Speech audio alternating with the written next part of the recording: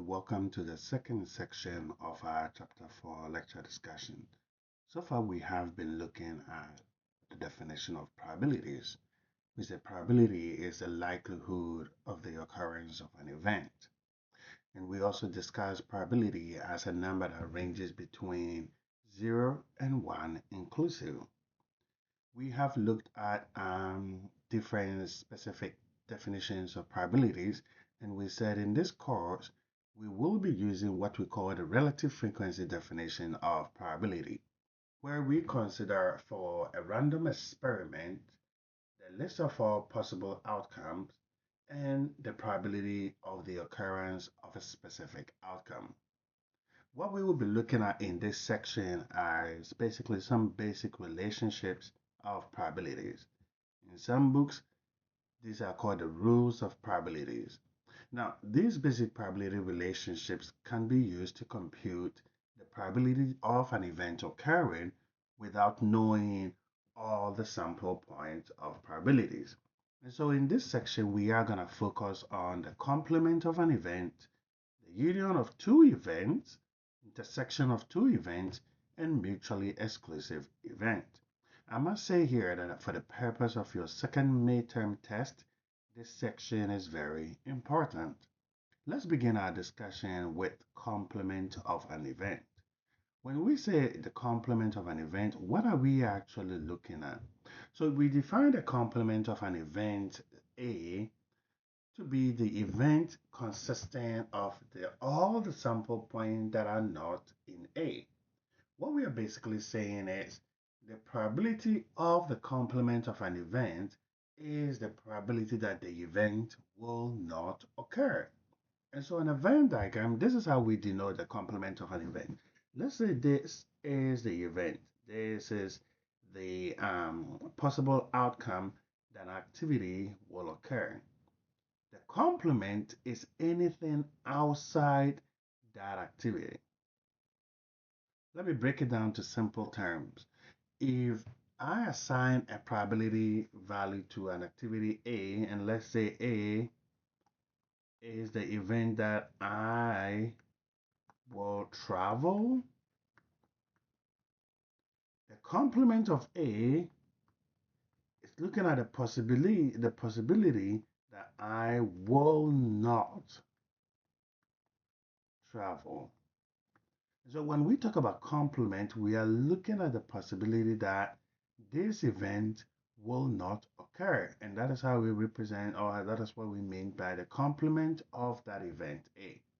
Now, in statistics, sometimes if you read certain books, they will say A to the power of C, and that's how they represent complement. In some cases, too, they will say A with a bar on top of it. That is another way to represent the complement that an event will not occur. And so let's try to assign some numbers and see how we calculate the complement of an event. Let's assume that C is the event that we will purchase a new car. So by default, C complement is the event that we will not purchase a new car. Right? And so if we try to work with numbers here, let's assign the probability of C to be equal to, say, 0.2. If the probability that we will purchase a new car is 0.2, then the complement of C, or the probability that we will not purchase a new car, will be 1 minus 0.2, which will be 0.8. And that's how the complement rule applies. Whatever the probability of that event is, the complement of that event will be 1 minus the probability of that event. Let's take a look at another example.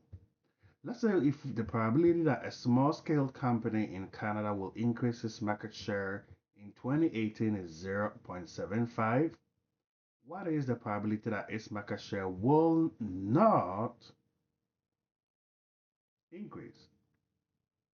And so with the complement rule, what we are trying to actually address is that if we assign a certain probability of say 0.75 to the event that market share will increase, then the complement of market share increasing, which is market share not increasing or market share um, decreasing, will be the 1 minus the probability that the event will occur. And so complement is basically looking at what are the possibility that that event will not occur. And to calculate that, we subtract the probability of the event from 1. And it's always the same. We take the probability of the event, we subtract it from 1, and that is how we calculate the complement of that event. Let's take a look at one quick example here, and I'm going to give you the chance to guess what the answer will be. See, actually, this was a question that was addressed in 2020, Math 157. Students were asked on their second midterm test to calculate the complement of an event. This may not reflect the exact question that appeared on the midterms, but let's see here if you will be able to answer. And the question was like this. If the probability of B is equal to 0.6, find the probability of B complement. And the possible answers were A, negative 0.6, B, 0.4, C, negative 0.4. Now, if I'm to ask you to guess what the correct answer would be, what do you think will be the complement of B?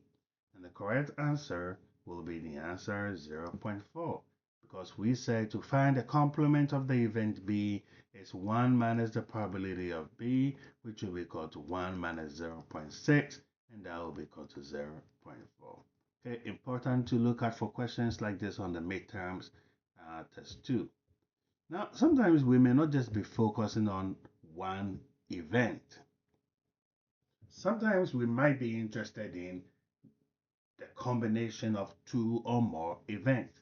So in this section, we are going to look at another uh, probability relationship rule called the union of two events. The union of two events is a very simple and straightforward relationship. What we are looking at here is what is the probability or what is the possibility that for two events they will individually occur or both of them will occur. So when it comes to probability of two events, the union of two events is looking at A occurring or B occurring or both of them occurring. I'll give you a practical example. Let's say we have the event A, and A is that I will pass my test. And B is the event that my friend will pass her test. When we try to find the event A union B, we are looking at the possibility that I will pass my test or my friend will pass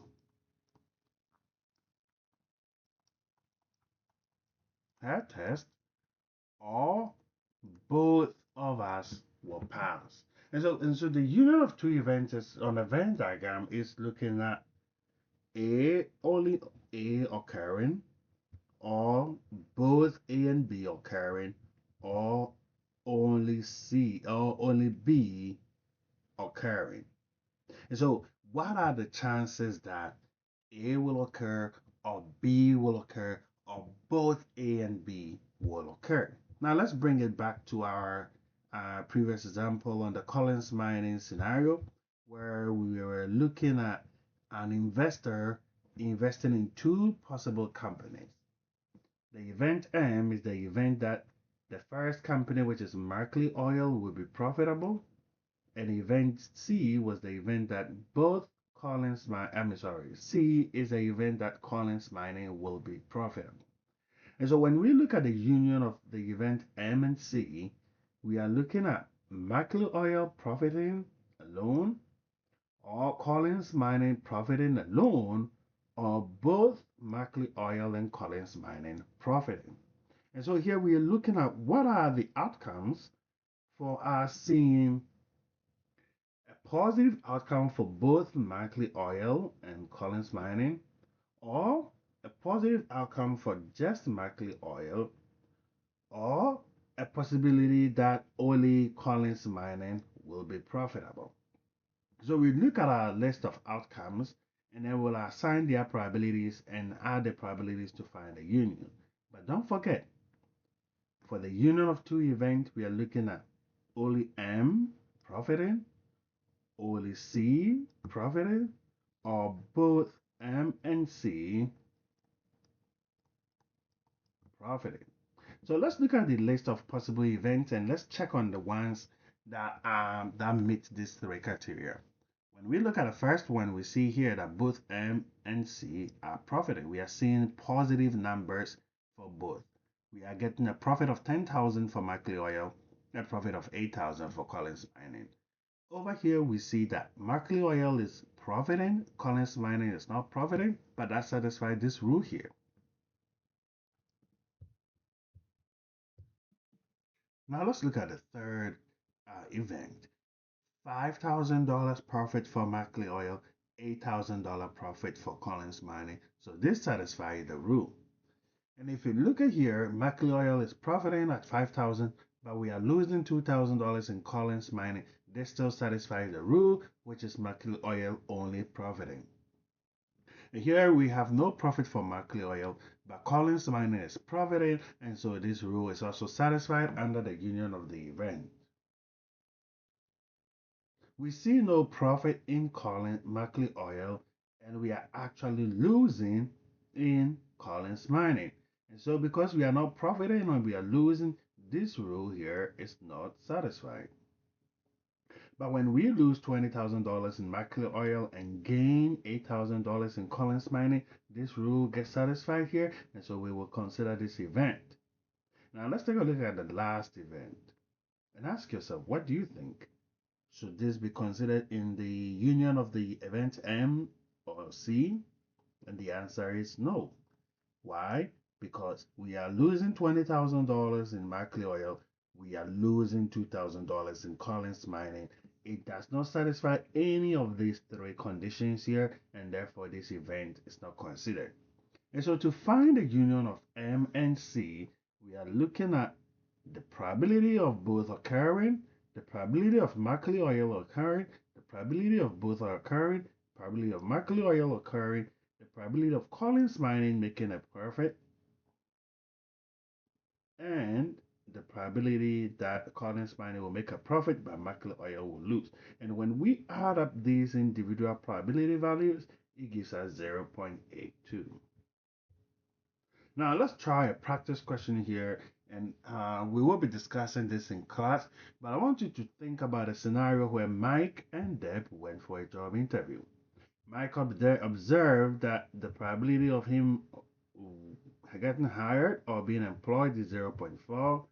Deb has a probability of 0.3 that she will be the only one employed, and there is a 0.2 chance that both of them will be employed.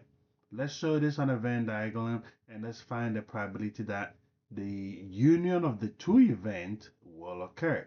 Mike only will be employed, or only Deb will be employed, or both of them will be employed. Then we will discuss this in class. So spend some time on this or pause the video, try this, and then we will discuss this in class. So let's talk about the intersection of two events. This is another probability relationship problem. The intersection of two events is a very simple and straightforward probability problem. What is the intersection of two events? The intersection of two events is looking at all the sample points that are in both A and B. Now we denote intersection with this symbol here, and and sometimes instead of writing A intersection B, we can also say probability of A and B. What we are looking at, what are the sample points found in A and in B? And so on a Venn diagram, this is what we are looking at. I'll give you a very practical and simple example. Let's say we roll a die twice. In the first row of a die, we are looking at the event that is an even number. So if the outcome is an even number, what are the possibilities? We're looking at 2, 4, and 6. Now let's look at B, and B is the event that the outcome is less than 5. So what are the possibilities? If we're looking at numbers less than 5, we're looking at 1, 2, 3, and 4. And so our probability of A intersection B is looking at which of these outcomes could be located in both A and B. Now you could see that here we have 2 in the outcome for A and 2 in the outcome for B. And so that means 2 is found in both A and B, which would satisfy the intersection rule. Now, the other element that we could see is the number 4, which is in A and also in B. And so we could also say 4 satisfies that rule. And so the probability of A intersection B is looking at the outcome of 2 and 4, which are both in A and B. Let's go back to the Mercury oil example. When we say the intersection of M and C, we are looking at profit in both Mercury oil and Collins Mining. Now remember, this is a little different from the union of the two events where we do not care if Mercury oil is the only one profiting or Collins Mining is the only one profiting. What we care about here is both of them returning a profit. So if we go through our list of outcome, you will notice that we see a profit here and a profit there. And so this becomes satisfied. But over here, there's a profit in Collins Mercury oil, but no profit in Collins Mining. And so this doesn't satisfy the intersection rule. It does satisfy the union rule, but not the intersection rule. A profit in both is what we are looking at. Here there's a profit in Mercury oil, but a loss in Collins Mining. So this does not satisfy the intersection rule. There is a no profit in Mercury oil, but a profit in Collins Mining. It does not satisfy the intersection rule. All these do not satisfy the intersection rule. What we are looking for is profit in both Mercury oil and Collins Mining. And if we are to find their probability values for these, we are going to take that and that, satisfying the intersection rule of the two events. Now there's a quick practice question here. I want you to spend some time on it. We will discuss it in class as well. But if a gambler tosses a fair die, and the probability distribution is what we see here, let's find the probability that the outcome is both even number and less than 5. So we are looking at the possibility of an even number and less than 5. We'll discuss this in class, but let's keep going here and look at another rule of probability called the addition law. Now, what is the addition law? So the addition law actually provides a way for us to calculate the probability of the union of two events without knowing the sample point and their individual probabilities. Let's see how the addition law actually is. So the addition law is saying that without knowing what the sample point and their individual probabilities are, we calculate what the probability of the union of the two events are with just the overall probability values of the individual event. And this is the addition law. Now we will be looking at the application of the addition law for joint and disjoint events in a few minutes. But when two events are joint, the addition law is saying this is how we calculate their probabilities. Now I'm guessing somebody is asking himself, what do you mean by joint and disjoint events? So when it comes to an event, when you take an event could be, or two events could be considered to be joint or disjoint. Now, another name for disjoint events is what we call mutually exclusive. We will talk a little bit about that in a few minutes. Now, let me show to you on a Venn diagram how joint and disjoint events are. When two events A and B are joint, this is how they look. There is a common outcome. So here we have A and then we have B.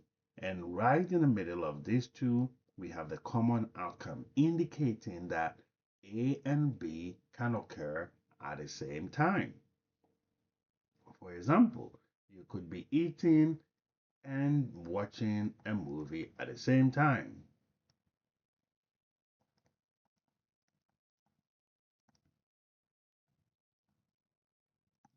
Another possible example, you could be driving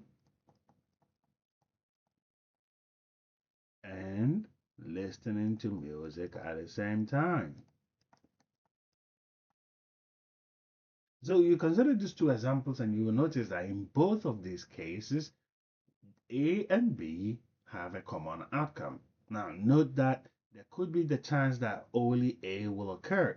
That is when you are eating or driving without the occurrence of the other event.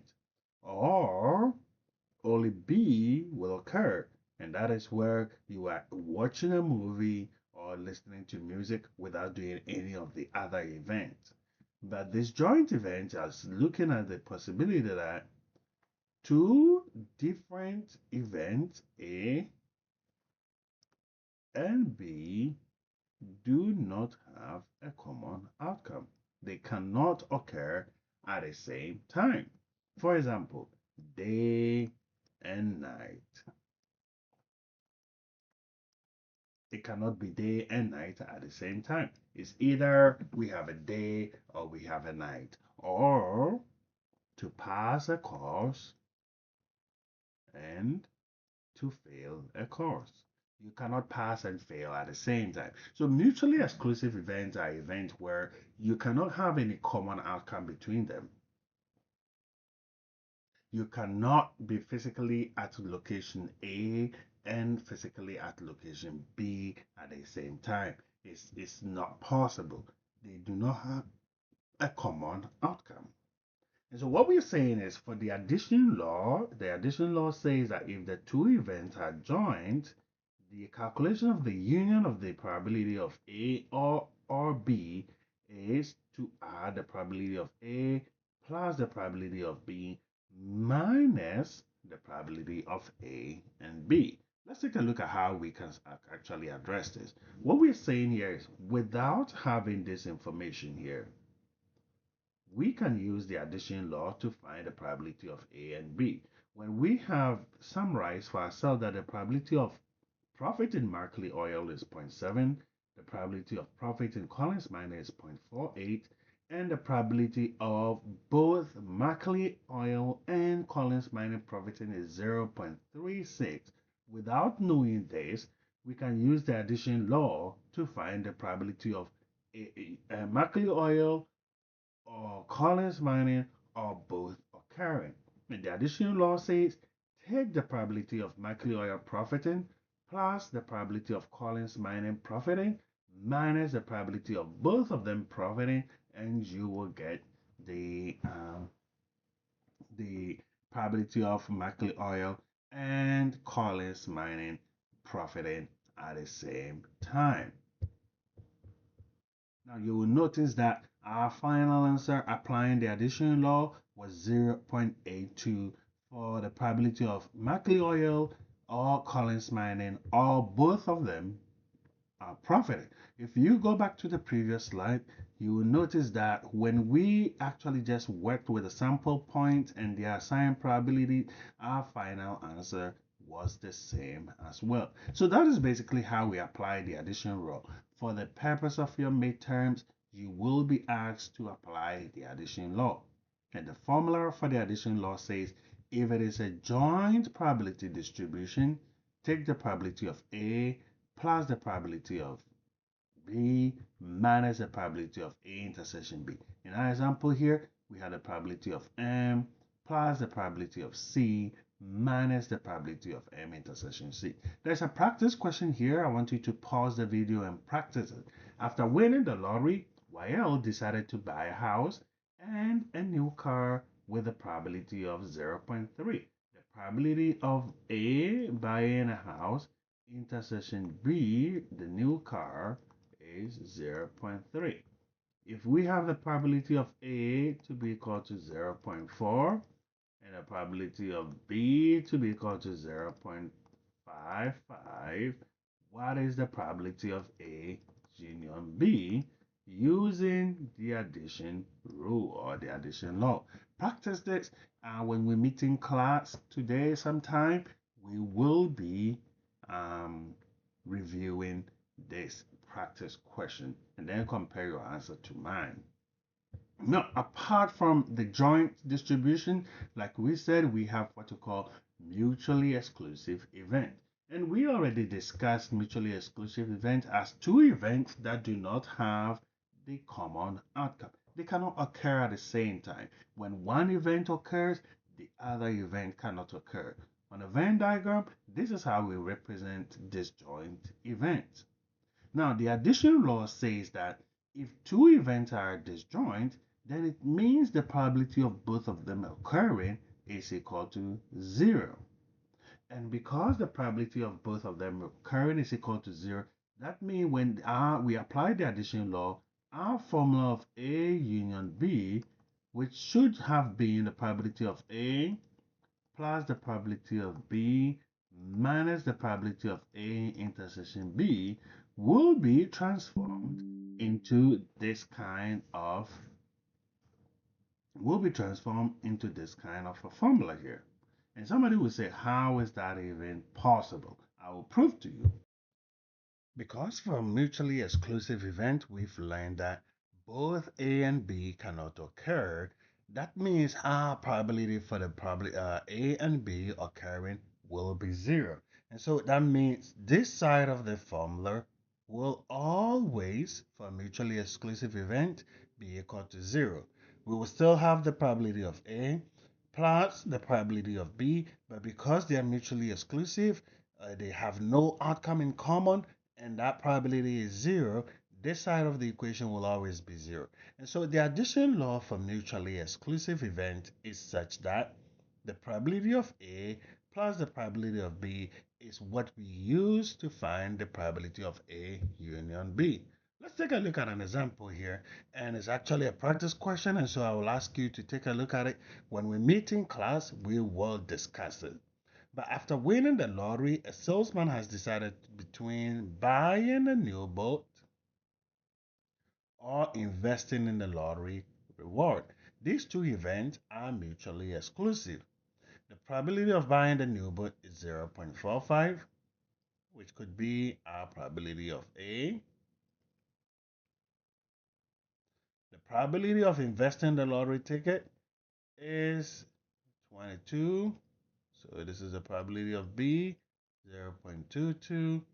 If these two events are mutually exclusive, and you could see here that the question is saying, assuming these two events are mutually exclusive, that means they cannot occur at the same time. They do not have a common outcome. Let's find the probability of both of the investor or the salesman buying a new boat or investing the lottery ticket. We will apply the addition law for mutually exclusive event, and this will give us the probability of A plus the probability of B. When we apply these two, we will know our answer. Try your hands on this, practice and share with me what your answer will be. But that it will not be now. We will look at that when we come to class. Okay, let's move ahead and discuss conditional probabilities. Conditional probability is looking at the probability value we give to an event given that another event has already occurred. Conditional probability is usually applicable when we have dependent events. Dependent events such that one event is dependent on the occurrence of another event. The probability of an event occurring given that another event has occurred. And so we can look at two events, A and B. Conditional probability of A given B will be dependent on the probability of B. The conditional probability of A is looking at what are the chances that an event A will occur given that an event B has already occurred. Conditional probabilities are very practical. Let's give yourself some examples. Let's say A is the event that you get a speeding ticket.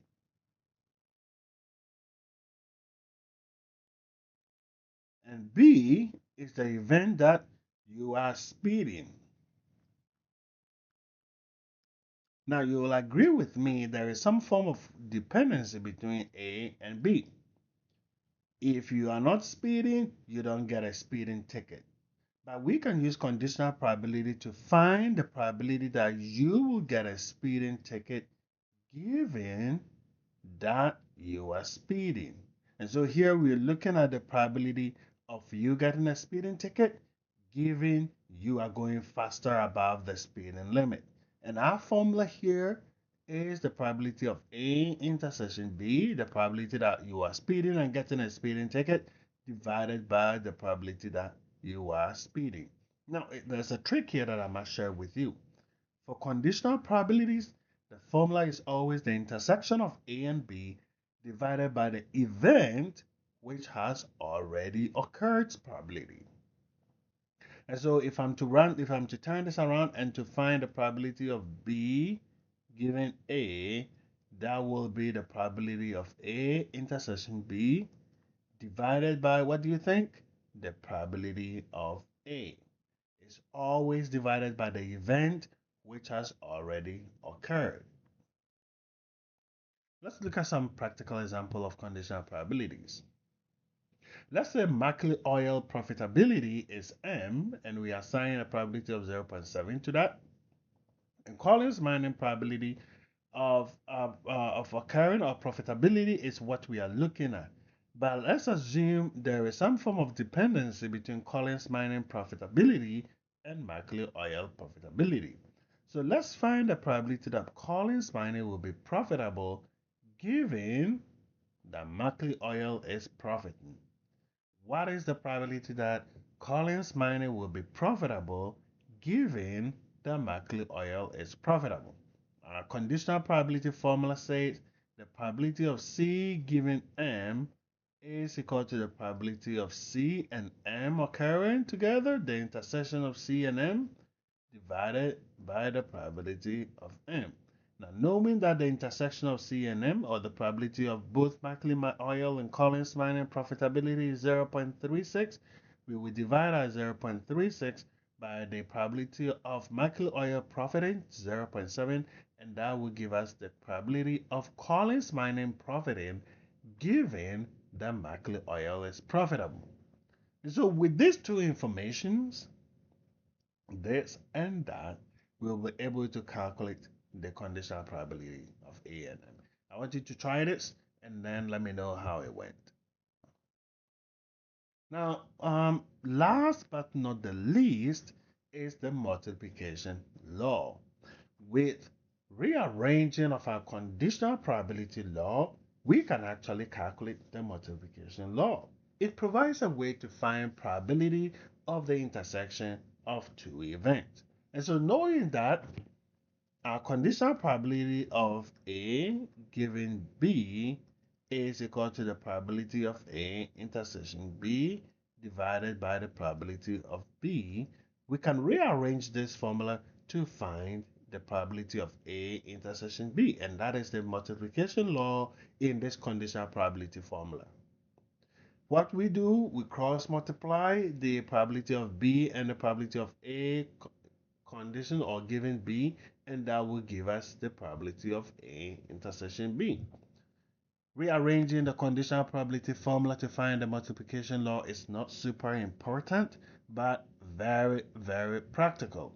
For example, if we already know the conditional probability of Collins Mining profiting given Mackley Oil is profitable, and we know the probability of Collins Mining profiting, we can rearrange the conditional probability formula of Collins Mining profiting given the Mackley Oil profitability, which was the probability of C intersection M divided by the probability of M. We can rearrange this to find the probability of C intersection M. And what we're saying is our probability of C intersection M will therefore become equal to the probability of Collins Mining given M times the probability of M. And that's what we see here. It's a practice question again on this for you. Not super important, but try your hands on it. Now, again, let's talk about independent event. Remember earlier on, we did say that for any event or two events, it could be mutually exclusive, also called disjoint, or joint, which is non-mutually exclusive. Now, when it comes to joint event, we could be looking at two kinds of situations: independent and dependent.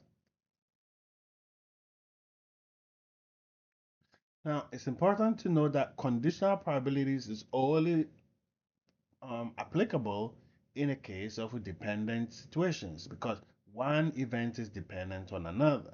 Know that on a Venn diagram, they all look the same. The difference between dependent and independent is in the practicality of the two situations. See, for dependent, one has to depend on the other. The occurrence of one event is dependent on the other. Like example, speeding and speeding ticket. If I don't speed, what are the chances I'll get a speeding ticket? Zero, right? And so these two events are such that one is dependent on the other. Independent events are such that there is no dependency between them. They can occur at the same time, but they are not dependent on the other. Another example to illustrate the difference between the two. If I am watching a movie and talking on the phone at the same time, these two events are independent. Watching a movie is not dependent on talking on the phone. Talking on the phone is not dependent on watching a movie. Can they occur at the same time? Yes. But are they dependent on the other? No. But let's look at a situation of dependence: exercising and fitness level. Will my fitness level increase if I exercise? The answer is yes. And so there is some dependency between them. Exercising leads to a higher fitness level. And because these two have some form of relationship in terms of dependency, that is what happens. For those in the sciences, think of another example: smoking and lung cancer. Is there a relationship? Yes. The chances of you developing lung cancer is really high if you smoke. And so those two are dependent events. Shopping habit, and for those in the businesses, shopping habit and your bank balance. Will my bank balance change if my shopping habit increases? And the answer is yes. There is some dependency there. Now, know that for independent event, conditional probabilities does not apply. To find the conditional probability of A given B, where A and B are independent means that there is no dependency between A and B, and therefore the answer will be just the probability of A. If there are no dependency between B and A, the conditional probability of B given A will still be the probability of B. And it's the same for the multiplication law. If I'm to find the probability of A and B occurring at the same time, the multiplication law says just multiply their individual probabilities, and that will be the probability of both of them occurring at the same time. Why? Because they are independent events. Take a look at an example here. If we already know that the probability of Collins mining is profitability of Collins mining is 0.7, and profitability of Mackley Oil is 0.7, and the profitability of Collins Mining is 0.48. To prove that they are independent, the multiplication of their individual probabilities should be equal to the probability of both of them occurring. The probability of both of them occurring is 0.36. If I multiply their individual probability and it's not equal to the probability of both of them occurring, then it means they are not independent. But if you multiply their individual probabilities and that gives you the same value as the probability of both of them occurring, then it proves independence. We'll look at a practice question like this when we meet to discuss further. Know that independence and mutual exclusiveness are separate things. What is the difference? Mutually exclusive events cannot have a common outcome. Independent events, though they are not dependent on each other, they have a chance of having a common outcome. Now, as we get to the end of our discussion on chapter 4, it's important to know that we have what we call Bayes' rule. Bayes' rule is not super important for this course, but for those of you who have the requirement to take Math 257, we talk about Bayes' rule briefly here as a way to prepare you for chapter 17, chapter 15 in Math 257. But Bayes' rule basically is looking at the possibility of an event occurring, given that another has occurred, when we know that the reverse is true. So what are we saying here? We are looking at finding the posterior probability of an event A, given that B has occurred when we have the other or the anterior probability. Still a little difficult? Let me explain what Bayes' rule is. Let's say we know what the probability of B given A is. Applying the Bayes theorem, we can find the probability of A given B. So maybe we have a value for the probability of B given A to be equal to 0.4. We can use Bayes theorem to find the probability of A given B. More or less like calculating the posterior probability for a given conditional probability situation. And so we already know the probability of B given A. How do we find the probability of A given B? Based on that. But again, don't worry about it. This is for advanced statistics. Closing off our discussion here, let's talk briefly about two-way tables, which is also important for the purpose of your midterms. Test 2. For two-way tables, we are looking at two categorical variables that have relationship and the probability of them occurring. Let's take, for example, vehicles. When you take a vehicle as a variable, it could be either domestic or imported. And when you take a vehicle, we can also look at it in terms of the type. Is it a car or a truck? The number 23 here represents vehicles that were made domestically but are cars. The number 12 here represents vehicles that are made domestically but are trucks. If I'm to ask you how many vehicles are imported trucks, you will agree with me the number 10 here represents imported trucks. Now we also have what we call the marginal totals. The marginal totals are the totals for each category. For example, 78 here represent the total number of cars, whether imported or domestic or imported. The total is the addition of these two, and that gives us 78. Quick question. How many vehicles are imported? Remember, we said vehicles. We didn't say cars or trucks. We said how many vehicles are imported, representing the marginal totals for those vehicles that are imported to be equal to 65. How many domestic vehicles do we have? 35. How many vehicles in total? 100. Now, using what we call two-way table analysis, we can calculate what we call the joint probability table. The joint probability table basically is finding the relative frequency for each cell on our table.